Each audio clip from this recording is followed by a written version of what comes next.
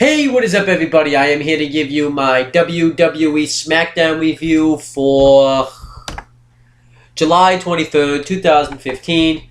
I actually missed this show. It actually happened on Thursday, but I'm doing it now on Sunday.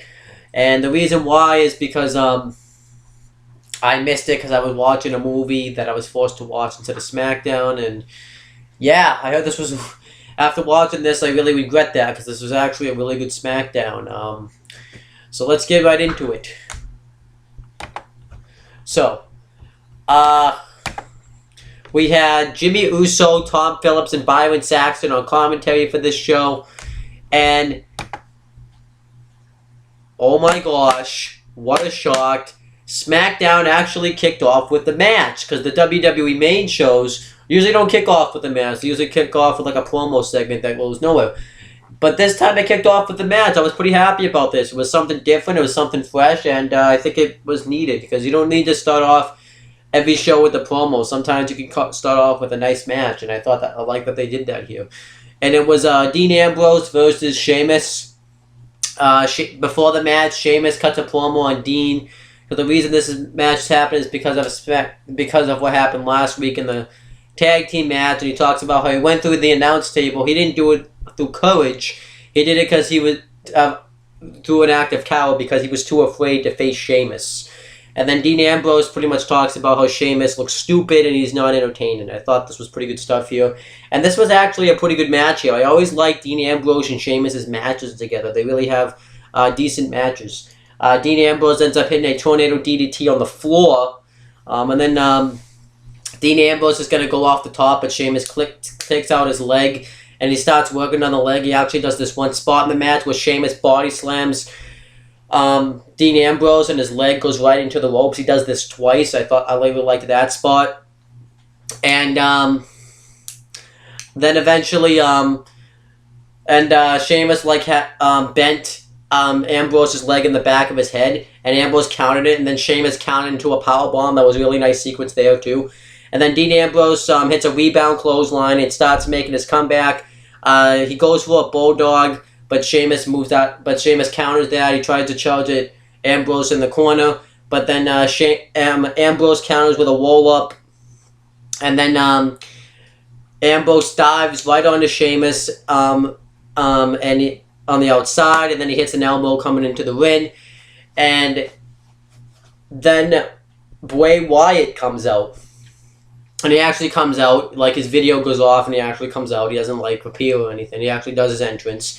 And he puts out the lantern, and when the lantern goes out, Wyatt's on the stage, and Luke Harper is standing on the announcer's table. And this distracts Ambrose. He goes to go after Harper, but then Sheamus, who was outside the ring, hits a bro kick right onto Ambrose. He puts Ambrose back in the ring, hits another bro kick on Ambrose in the ring, covers him, and gets the win. I thought this was good stuff here. And it was a nice way to build up this Ambrose, Harper and Wyatt feud. But they're going to probably look some tag team match at SummerSlam. So I like this here. So next, Neville got interviewed. And Neville talks about how Stardust looks at him as a superhero. And they did another nice spot where they showed last week's match. And it was showing it like it was a comic book. I really like that they did that. And Neville... Neville talks about that, and he talks about how Stardust likes to look at himself like a villain, but Stardust really isn't a villain because he acts more like a coward. He attacks people from behind, and he cheats to win. And he said that the next time he gets Neville in the ring, he's going to beat it. No, the next time he gets Stardust in the ring, he's going to beat him. And then he walks off, and then the TV backstage starts kind of glitching out, it starts staggering and stuff like that, and Stardust comes on the TV and kind of does an evil laugh. I thought that was a nice touch there. I really enjoyed it. I'm actually enjoying this Neville and Stardust feud. I think it makes sense for them to have a feud because it's like a comic book feud, so I like this feud here. And then we get the next match. It's Adam Rose versus Neville. I feel like I say this every time Adam Rose has a match. They really need to use this guy a lot better. He actually, I think, is pretty underrated. He's really good in the ring. And he can take gimmick, and he's really good at being a heel with this gimmick. I think he's actually doing a pretty good job. He ends up going off the second turnbuckle and hitting a Hurricanrana onto Neville. I liked that spot there. And then Neville hit an enziguri coming into the ring, and Adam Rose actually fell outside the ring, which has never happened before in wrestling, I don't think. And then Neville hits his moonsault, and then Neville hits the red arrow for the win. So a nice match here. Like I said, they need to utilize Adam Rose a lot better. And then Stardust comes on the screen, and he talks about how he cuts a promo on Neville. I'm trying to remember what he said. Talking about how he's just pretty much, going to put down, that he's going to destroy Neville and take him out. He just cuts a weird promo on him. I remember the promo, but I just can't remember the words. But it was a really good stuff. Like I said, I'm really enjoying this feud, though. And Neville gets like this weird look on his face because he pretty much just thinks that Stardust is a freak, so I like this. And then next, they play a video package for Sasha Banks, the NXT Women's Champion. And it was a nice video package. It shows her career in NXT, and she talks about how she's gonna, how she's the boss because of the way that she wrestles in the ring, and she talks about how she's gonna come up to Raw and take the Divas division by storm, and she didn't want to go with. She wanted to go with the talented ones. That's why she went with Naomi and Tamina Snuka, and they formed Bad. I believe they called it Beautiful and Dangerous. Or Beauty and Dangerous, one of those two. And then that was really it there. I thought it was a nice video package. It's totally worth checking out. And then next, Ken Barrett comes out and cuts a promo pretty much and saying how, you're going to end up like R-Truth at Battleground if you mark my accomplishments. Talks about how he beat 3 guys in 24 hours to win the King of the Ring, and then he beat R-Truth at Battleground. I thought it was actually a nice promo. I just don't know where they're going to go with Ken Barrett, because they are misutilizing Ken Barrett. They could really do something with him, but he's won the King of the Ring and looked like a loser. So I hope maybe they can revamp him, but I'm going to have to wait and see. We're going to have to wait and see, actually. Not just me, we. So then next, we get Kevin Owens versus Rusev with Summer Rae in Rusev's corner. And Kevin Owens cuts a promo saying that the reason he tapped out, ever since he tapped out at Battleground, everyone's been chanting tap, Owens tap. But they said the reason that he tapped out is he doesn't go by John Cena's monologue, never give up. He goes by live to fight another day. And he wanted to, he didn't want to have to suffer a career-threatening injury because he wanted to be able to go home to his family or, full percent and stuff like that. So I like that there. And he says that it was the same reason that he left this tag team match on Raw Monday. And he said that if Rusev wasn't trying to get with 2 girls, then the same thing would be happening with the 2 Lanas, he called them. And the same thing, he would have done the same thing. So then Rusev comes out and he immediately just starts attacking Kevin Owens, and Owens rolls out of the ring. And then Rusev destroys Owens in the beginning. And then Owens takes control. He hits a super kick and a cannonball in the corner. And a funny spot in this match is Owens tried to cover Rusev for the win. But Owens, when he was dragging him, he actually says he needs to lose weight. I thought that was a nice touch. And Owens dominates the match for a while. And then Rusev hits like a fall-away face-first slam onto Owens. He hits a heel kick on him, and then he hits the super kick, and he goes for the accolade, but Owens fights out of it. He rolls outside the ring, and then he just walks away and loses by count out. He's about to get back in the ring, and then he just walks away and loses by count out, and Rusev wins. I don't really like this, because I think that it would have been nice if Owens had gotten a nice big victory here. I think he needed the win because he had lost to Cena by submission. And if Owen keeps doing this, then he's going to look like as a joke. I hope this is just like a one-time thing. I know this is like part of his thing, like he fights on his own terms, but he's supposed to be a monster, he's not, he shouldn't be doing this stuff. I never see him do this stuff on NXT, and then all of a sudden he comes up to the main roster, he walks out of fights all the time. This makes you look like a pussy, pretty much. I'm sorry, but that's just true. So then again, Cesaro gets interviewed, and he cuts a pretty decent promo here, talking about how he's been training all his life to get this match with Seth Rollins, and he talks about how he's wrestled for years, owning his craft, and he says that he's even missed a lot of opportunities. He He hasn't had a Christmas with his family in 11 years. He missed his best friend's wedding, but he said it's all worth it to get to this point. And then Kevin Owens comes up, and I just love him here. He says that nobody cares about your sob story. Nobody cares that you missed your family. Nobody cares about any of that. And he says that you've just been nothing but a joke in the WWE because I did something that you couldn't do in one night. In one night, I beat John Cena clean in the middle of the ring. He doesn't say clean in the middle of the ring. I'm adding that part to myself. But I beat John Cena and that in one night. And in one night, I accomplished more than you did in your whole career.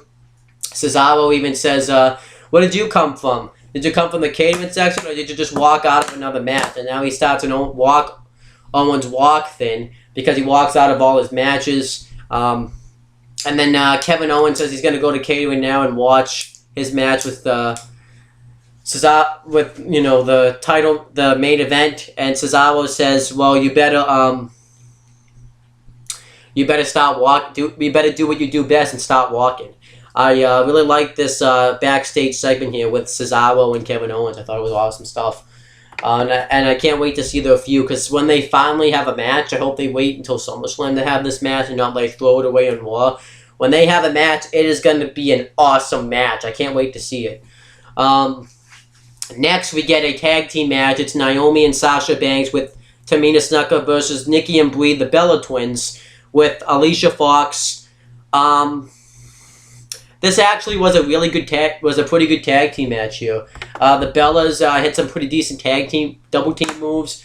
When Brie hit a knee to the face onto Sasha, and then Nikki hit a knee to the face onto Sasha, and Brie went off the top rope and did a drop kick I like. And then Brie's gonna do a Brie mode, knee to the face move in the ropes, but Tamina Snuka pulls Sasha out of the ring. And behind the referee's back, Tamina super kicks Brie, and Sasha and Naomi get the heat on Brie for a while.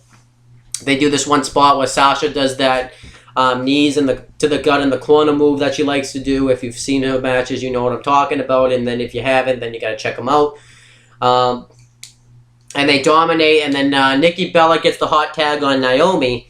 And she's about to put away Naomi, but then Sasha comes in, and then Brie and Sasha tackle and start fighting on the outside, and then Tamina gets in Brie's face, and then Alicia Fox comes over, and Alicia, Brie, and Tamina take each other out, and then Nikki hits a forearm on the rack attack on Naomi for the win, and that was pretty much it there. I didn't mind this match here. Not gonna lie, it was a pretty good Divas match. I really did want Naomi and Sasha Banks to win. The only reason I could see them not winning is because the Bellas really haven't had much of a win since this whole Divas Revolution started, so that's probably why they had them win, so I can understand that. So then we have the main event. It was Seth Rollins versus Cesaro. This was an awesome main event. Seth Rollins dominates Cesaro throughout this match. He hits a knee to the back, which drives him outside the ring. He dives on Cesaro, and he dominates Cesaro. He hits the mic check into the second turnbuckle that I like that he does that spot. And then Cesaro makes his comeback. He hits the uppercuts in the corner. And he just starts going off on Seth Rollins. He does this one spot where and then there's this one spot where Cesaro tries to do the suplex in the ring, but then Rollins counters it. He flips over and he does the power bomb into the turnbuckle, which I like that.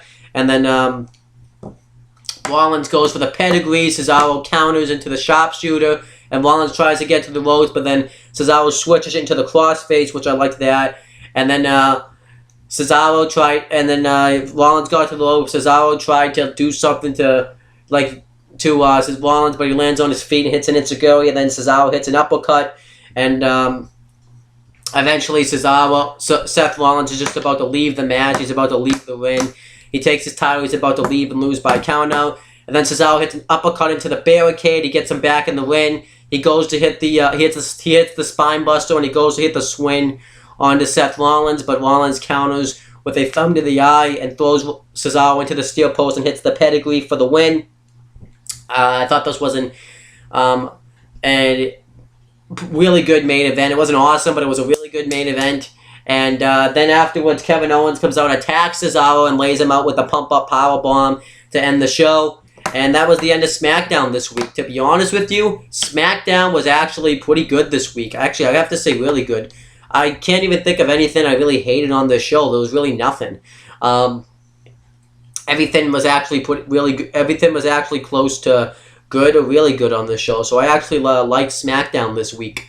So it was just a nice, simple wrestling show, and I liked it. So that's pretty much it, guys. And if you want to check out my non-wrestling channel where I talk about non-wrestling things, it's called Owen the Talkinator. You can click right up here.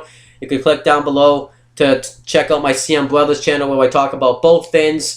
You can check out my Weymouth Youth Wrestling right here. Well, actually, I screwed up. My friend James the He-Man Hebert has 2 YouTube channels. One is called Weymouth Youth Wrestling. You can click right there. He's having the WYW tournament, and I am going to win that tournament and become the brand new WYW champion. So you can click right there to check his channel out, and he has some other videos that I've appeared in. And then you can click right here, right there, to check out his other channel, James Hebert, where he makes custom Titantrons of wrestlers. Cesaro is one of those wrestlers, Kevin Owens and Seth Rollins.